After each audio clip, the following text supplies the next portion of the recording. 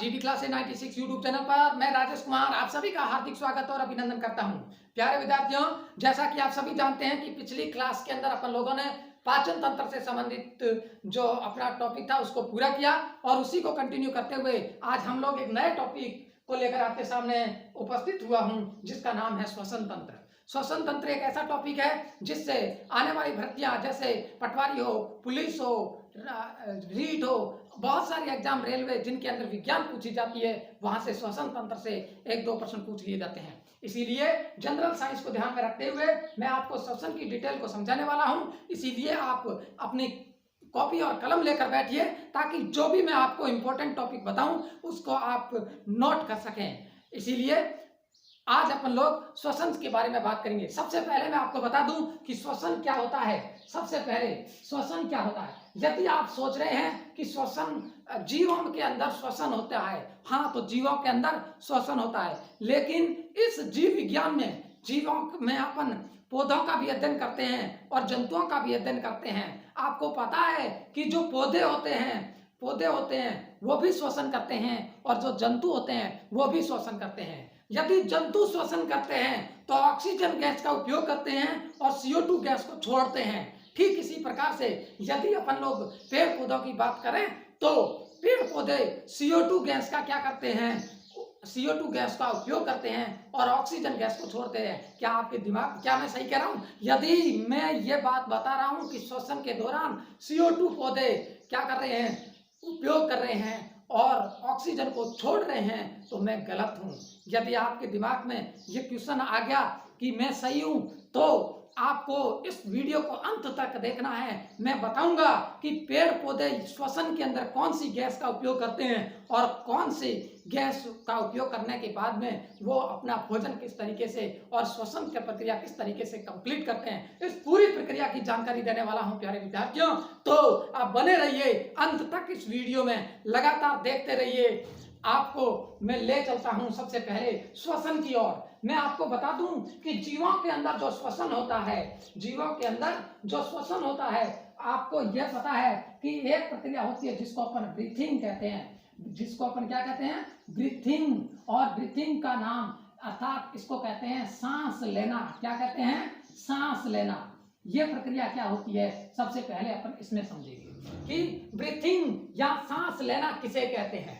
सबसे पहले क्या समझेंगे, सांस लेना क्या। आप कहोगे सर सांस लेना 2 प्रक्रिया होती है, एक श्वसन को रिलेटेड गति, एक श्वसन होता है और एक सांस लेना होता है, दोनों के अंदर अंतर होता है। कैसे, समझो।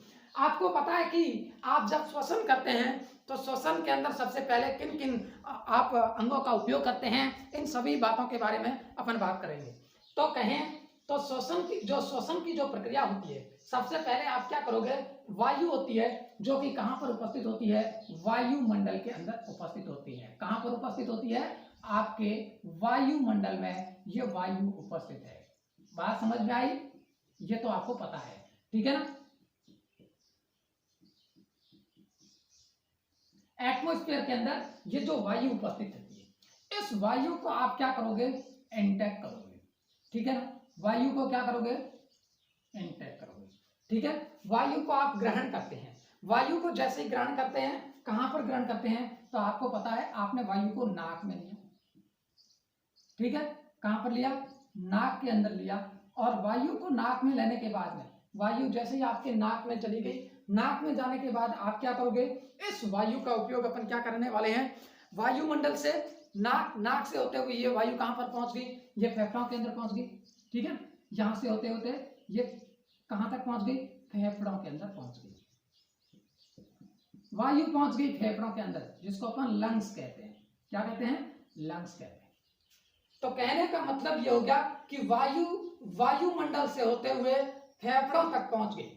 और फेफड़ों तक जब वायु पहुंच जाती है तो एक प्रक्रिया होती है फेफड़ों में। फिर क्या होता है, फेफड़ों में यहां से जो आपकी वायु गई है, इस वायु का यहां पर क्या होता है, यहां पर ये ब्लड के साथ में वायु मिल जाती है। ये जो एयर होती है ये किसके साथ में मिक्स हो जाती है, ब्लड के साथ, रक्त के साथ में फेफड़ों में मिलती है, ठीक है। फेफड़ों में जैसे ही ये ब्लड के साथ में ये वायु मिल गई, वायु मिलने के बाद में फिर ये जो ब्लड होता है ये ब्लड पहुंच जाता है आपके हार्ट के अंदर। कहां पर पहुंच जाता है? हार्ट या हृदय के अंदर ये पहुंच जाता है। और हृदय के अंदर पहुंचने के बाद में हृदय होता है इसी वायु को भेज देता है। कहां पर? हृदय कहां पर पहुंच भेज देता है इसको? वायु इसको वापस से ऑर्गन्स के अंदर भेज देता है, अंगों के अंदर भेजता है। किसमें भेजता है? और अंग आपको पता है किससे मिलकर बने होते हैं? कोशिकाओं से मिलकर बने होते हैं। अंग किससे मिलकर बने होते हैं? कोशिकाओं के। और कोशिकाओं के अंदर कौन बैठा है? माइटोकॉन्ड्रिया। और जो माइटोकॉन्ड्रिया होता है वो काम क्या करता है? माइटोकॉन्ड्रिया क्या काम करता है? इसका ऑक्सीडेशन करता है। क्या करता है? ऑक्सीडेशन। इसका ऑक्सीकरण होता है। ठीक है, पूरी कंप्लीट प्रक्रिया होती है यहां पर ऑक्सीकरण की। और जो ये ऑक्सीकरण की प्रक्रिया पूरी होने के बाद में, जैसे ये ऑक्सीकरण की प्रक्रिया पूरी होती है तो उसके बाद में हमारे को यहां से ऊर्जा प्राप्त होती है। क्या प्राप्त होती है? ऊर्जा प्राप्त होती है, एनर्जी प्राप्त होती है। और इसी एनर्जी का अपन क्या करते हैं? उपयोग करते हैं।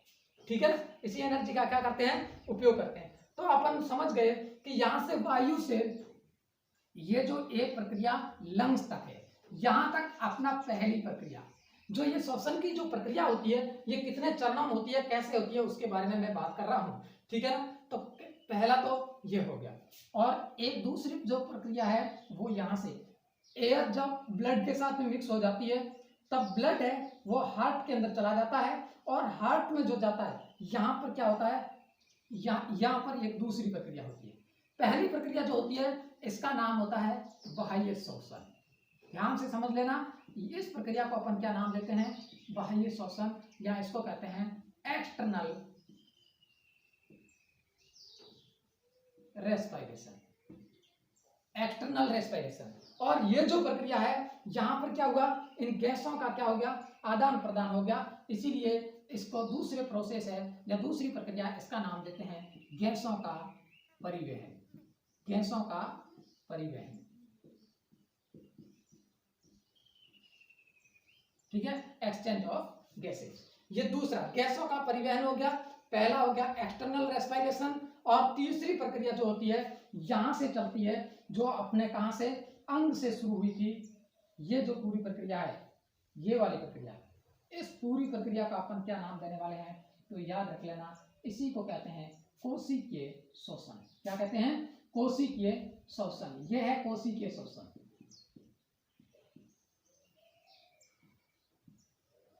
कोशिकीय श्वसन, इसको कहते हैं सेल्यूलर रेस्पिरेशन।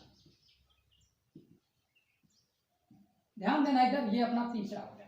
तो कहने का मतलब जो श्वसन की प्रक्रिया होती है, श्वसन की प्रक्रिया में आपने वायु को वायुमंडल से ग्रहण किया जो कि आपके फेफड़ों तक पहुंचती है, ये तो होता है आपका बाह्य श्वसन। पहली प्रक्रिया कौन सी हो गई? बाह्य श्वसन की। दूसरी कौन सी होगी?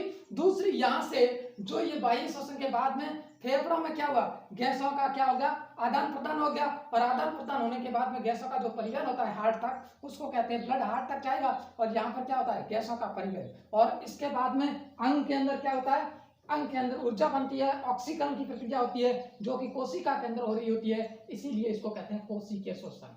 तो कहने का मतलब ये तीन प्रक्रिया के अंदर आपका जो ये या एक नंबर, ये वाला और ये वाला, इन तीनों को मिलाकर तो कहते हैं श्वसन। क्या कहते हैं?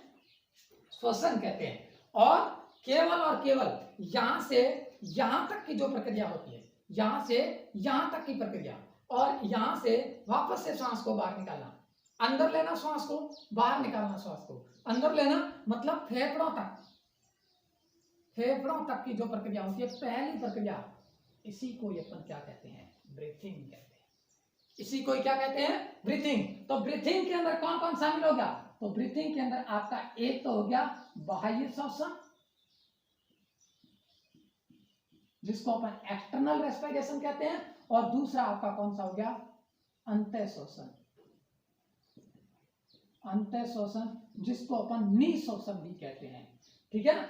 निःश्वसन या अंतः श्वसन। तो कहने का मतलब ब्रीथिंग के अंदर ये दोनों शामिल है। तो ब्रीथिंग तो सांस लेना एक सामान्य प्रक्रिया, है, जबकि रेस्पिरेशन एक जटिल प्रोसेस है जिसके अंदर संपूर्ण ऊर्जा का विकास होता है। तो श्वसन को अपन अगर एक भाषा के अंदर या इसको परिभाषित करना चाहें तो अपन कह सकते हैं कि श्वसन एक वह प्रक्रिया है जिसमें अपन बाहरी वायुमंडलीय वायु का उपयोग करते हुए क्या करते हैं, ऊर्जा उत्पादित करते हैं। इसी को क्या कहते हैं, श्वसन कहते हैं। ठीक है ना, तो ये हो गई अपनी श्वसन। और श्वसन के अंदर काम आने वाले जो जितने भी अंग होंगे वो श्वसन तंत्र का निर्माण करेंगे। ठीक है ना, तो ये एक मुख्य बात होगी। अब अपन इससे आगे मैं बात कर रहा हूं कि इससे आगे कौन कौन सी बातें होती है। जो श्वसन की जो प्रक्रिया है, श्वसन को भी अपन दो भागों में बांटते हैं। कितने भागों में बांटते हैं, दो भागों के अंदर श्वसन को बांटेंगे।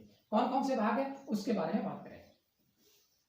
इधर देखो, ये जो श्वसन वाली जो प्रक्रिया है जिसके अंदर मैंने आपको कहा था एक होती है ब्रीथिंग प्रक्रिया और एक होती है रेस्पिरेशन प्रक्रिया। ठीक है, दोनों आपको अच्छे से क्लियर हो गई। अब देखो आगे, जो ये श्वसन होता है, ये श्वसन दो प्रकार से होता है। श्वसन दो प्रकार से होता है। एक ऐसा श्वसन जिसके अंदर ऑक्सीजन की आवश्यकता होती है और एक ऐसा श्वसन जिसमें ऑक्सीजन की आवश्यकता नहीं होती है। जिसमें ऑक्सीजन की आवश्यकता होती है उसको कहते हैं वायवीय श्वसन। क्या नाम देते हैं, वायवीय श्वसन नाम देते हैं। वायवीय श्वसन या इसको एरोबिक रेस्पिरेशन, एरोबिक रेस्पिरेशन क्या नाम देते हैं, एरोबिक रेस्पिरेशन। और जिसमें ऑक्सीजन की आवश्यकता नहीं होती है उसको कहते हैं अवायवीय श्वसन, अवायवीय श्वसन। क्या नाम देते हैं, एनारोबिक रेस्पिरेशन, एनारोबिक रेस्पिरेशन।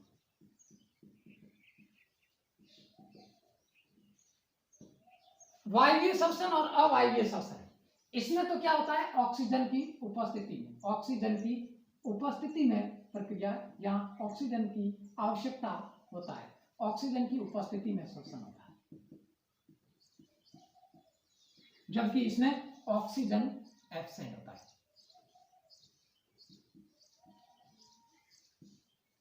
ठीक है, पहला अंतर तो यह होगा।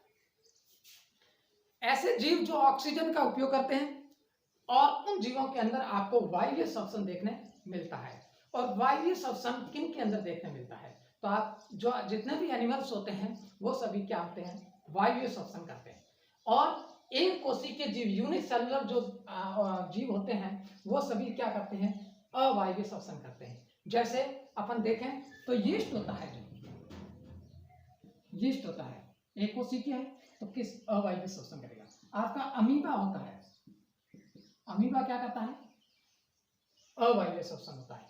ठीक है, तो कहने का मतलब ये हो गया कि यूनिसेलुलर जितने भी जीव होते हैं वो सभी क्या करते हैं, अवायवीय श्वसन करते हैं। जबकि यहाँ पर वायवीय श्वसन आपके जितने भी एनिमल्स होते हैं वो क्या करते हैं, आपकी वायवीय श्वसन करते हैं। अब अगली बात मैं आपको बता देता हूं कि जो वायवीय श्वसन जो होता है, इस वायवीय श्वसन के अंदर मैंने आपको पहले भी कहा था कि ऑक्सीजन की क्या होती है, आवश्यकता होती है। जब ऑक्सीजन की आवश्यकता होती है तो आपको देखो ऑक्सीजन की प्रेजेंस के अंदर ये जो ग्लूकोज होता है, ये जो ग्लूकोज होता है ऑक्सीजन की उपस्थिति के अंदर, इसमें क्या होता है, इस तरीके से ये प्रयोग करता है। इस ऑक्सीजन क्या करता है कि जैसे ही ऑक्सीजन की उपस्थिति में यह काम कर रहा है तो यहां पर क्या बन गया, यहां पर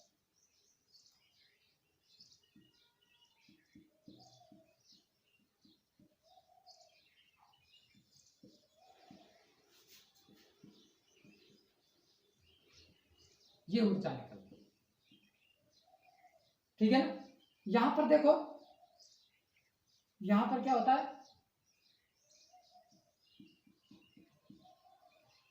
क्या हुआ कि ऑक्सीजन की उपस्थिति के अंदर, ऑक्सीजन की उपस्थिति में यहां पर जो ग्लूकोज का विखंडन हुआ और ग्लूकोज के विखंडन से क्या मिल गया अपने को, 686 किलो कैलोरी एनर्जी प्राप्त हुई है।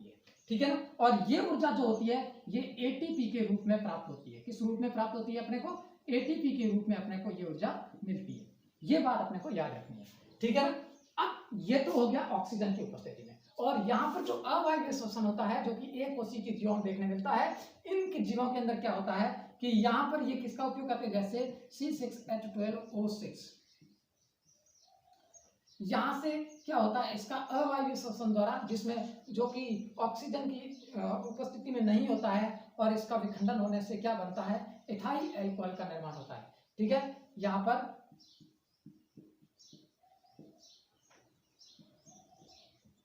इथाइल अल्कोहल बनता है।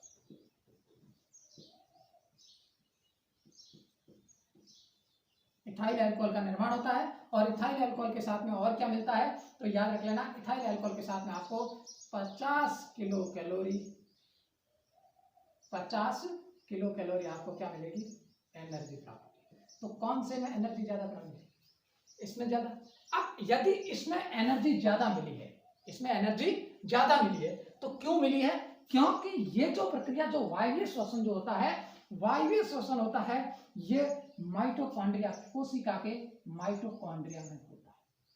कहां पर होता है, माइटोकॉन्ड्रिया के अंदर, जिसको अपन कोशिका का शक्ति गृह कहते हैं, उसके अंदर होता है। दूसरी बात, प्लस ये साइटोप्लाज्म, साइटोप्लाज्म जिसको अपन क्या कहते हैं, कोशिका द्रव्य, कोशिका द्रव्य। तो ये जो प्रक्रिया होती है, ये प्रक्रिया माइटोकॉन्ड्रिया के अंदर और कोशिका द्रव्य दोनों के अंदर होती है, इसीलिए इसके अंदर ऊर्जा भी क्या बनती है, ज्यादा बनती है, इसके अंदर ऊर्जा भी ज्यादा बनती है। और ये सामान्यतः एनिमल्स जितने भी होते हैं वो क्या करते हैं, इस ऊर्जा का उपयोग करते हैं। ठीक है, ये बात होगी यहाँ पर। अब देखो, जो अवायवीय श्वसन होता है, अवायवीय श्वसन जो होता है, ये केवल और केवल किसमें होता है, ये आपको साइटोप्लाज्म के अंदर ही देखने मिलता है। ठीक है, और साइटोप्लाज्म में देखने मिलता है, इसके अंदर ये माइटोकॉन्ड्रिया इसके अंदर नहीं होता, इसलिए माइटोकॉन्ड्रिया में ये प्रक्रिया नहीं होती है, और माइटोकॉन्ड्रिया में नहीं होने के कारण यहाँ पर ऊर्जा भी क्या बनती है, कम बनती है। ठीक है ना, तो यहाँ पर मैंने आपको बता दिया कि अवायवीय श्वसन और वायवीय श्वसन जो होता है, उनके अंदर क्या अंतर होता है, ये बात अपन लोगों ने अच्छे से की है। अब इससे आगे अपन अगर बात करें, यहाँ पर एक क्वेश्चन बना हुआ है कि क्या अवायवीय श्वसन होता है वो माइटोकॉन्ड्रिया में होता है, अवायवीय श्वसन माइटोकॉन्ड्रिया में नहीं होता है। कथन कारण के अंदर यदि कभी भी ये क्वेश्चन पूछे तो आपको इसका उत्तर माइटोकॉन्ड्रिया नहीं होता ये लगाना है। ठीक है ना, क्योंकि यहाँ पर केवल और केवल साइटोप्लाज्म के अंदर अवायवीय ये प्रक्रिया होती है। ठीक है ना, यहाँ पर ये बात हो गई कंप्लीट। अब देखो, वायवीय और अवायवीय श्वसन के बाद में मैं आपको बता देता हूं कि इसके अंदर विभिन्न जीवों के अंदर श्वसन की प्रक्रिया कैसे होती है, किस तरीके से होती है। ठीक है, विभिन्न जीवों के अंदर श्वसन की प्रक्रिया, ये जो लेक्चर आपका चल रहा है, इसके अंदर मैंने आपको बता दिया कि ये आप अभी तक आप ह्यूमन रेस्पिरेशन में नहीं घुसे हैं। अभी तक आप एक ब्रीफ रिव्यू ले रहे हैं कि हम श्वसन को क्यों पढ़ रहे हैं। ठीक है ना, हम श्वसन को क्यों पढ़ रहे हैं, जैसे इंटरेस्टेड तो ह्यूमन रेस्पिरेशन है।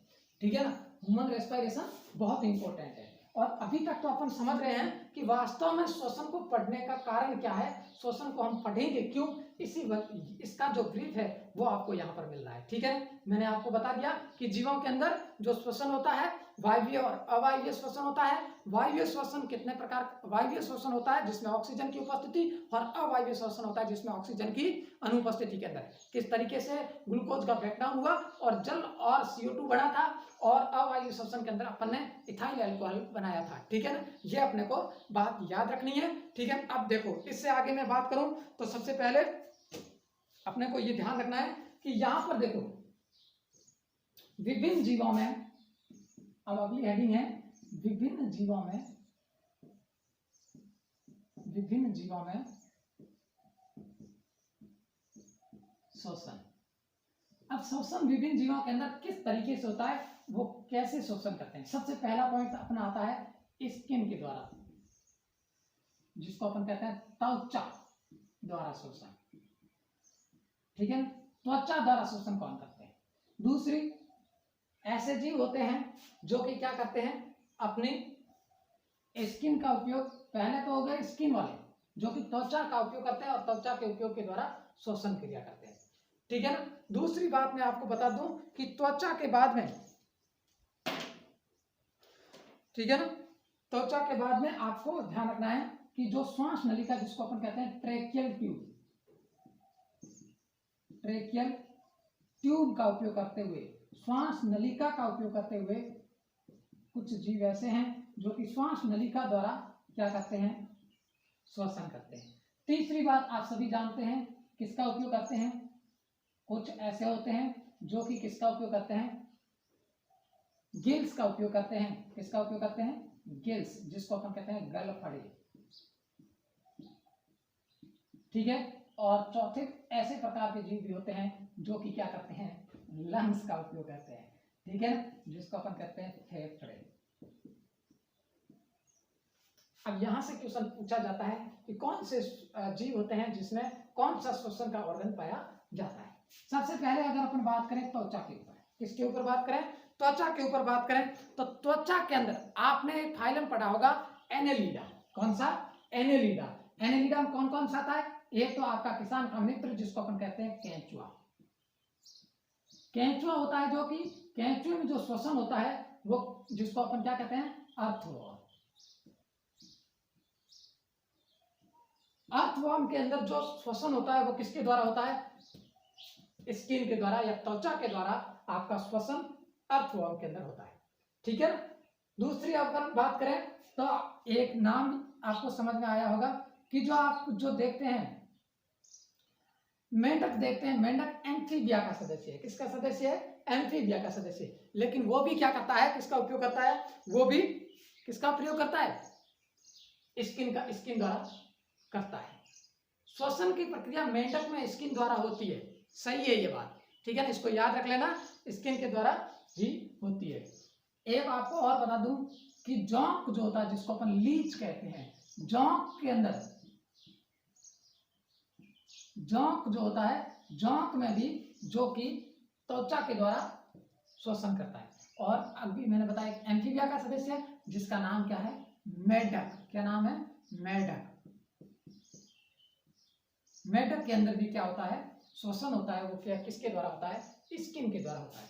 अगली बात करूं ट्रेकियल ट्यूब या श्वास नलिका के द्वारा। और श्वास नलिका जितने भी इंसेक्ट होते हैं, जो कीट होते हैं, कीट जितने भी होते हैं उन कीटों में क्या होता है कि ट्रेकियल ट्यूब का उपयोग करते हैं। ट्रेकियल ट्यूब क्या होता है, जैसे मान लीजिए ये कोई मैंने कीट बना दिया, ठीक है, ये कीट बना दिया, इसके अंदर क्या होती है, एक यहाँ से श्वसन नलिका निकलती है और श्वसन नलिका के बाद में यहाँ से फिर क्या होती है, बहुत सारी छोटी छोटी श्वसनिकाएं निकलती है, ठीक है ना। यहाँ से वो श्वसन लेता है और इस तरीके से जैसे इसके अंदर श्वास गया तो श्वास इन नलिकाओं कैसे होते हैं पूरे शरीर में, इसकी श्वसन की प्रक्रिया होती है अंगों तक पहुंचने वाली, ठीक है। तो ये कीट के अंदर देखने मिलती है। गिल्स आप सभी जानते हैं एक्वेटिक एनिमल्स जो होते हैं, जैसे मछली है, मछलियों के अंदर आपको पता है मछलियां होती है वो गिल्स का उपयोग करती है। और फेफड़े जो एनिमल्स, बाकी जितने भी एनिमल्स होते हैं जिसमें अपन ह्यूमन्स है,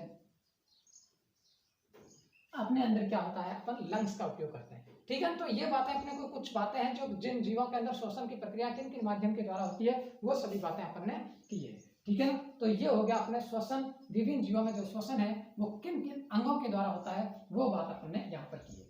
अब अपन आगे चलते हैं। आगे मैं आपको बात बता रहा हूँ कि अपन जो मनुष्य के अंदर जो श्वसन है वो किस तरीके से होता है उसके बारे में बात करनी है, ठीक है ना। मनुष्य के अंदर होने वाले श्वसन के बारे में बात करनी है, ठीक है।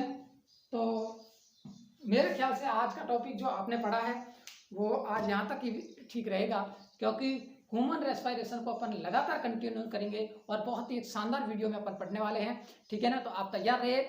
आज का वीडियो देखने के बाद में भी बाद में आना आप, क्योंकि आज का वीडियो देखने के बाद में जब आप अगला वीडियो देखोगे तो आपको बहुत अच्छे से आपको ह्यूमन रेस्पिरेशन समझ में आने वाला है, क्योंकि उन सभी वीडियो उन ह्यूमन रेस्पिरेशन इन सभी पूरे श्वसन का जो आधार है वो आज जो मैंने आपको समझा दिया है, ठीक है ना। यदि ये बातें आपको समझ में आ जाएगी तो मेरे ख्याल से मुझे नहीं लगता कि आगे आप श्वसन में कोई आपको परेशानी होने वाली है, ठीक है ना। तो पढ़ते रहिए, मेहनत करते रहिए। All the best.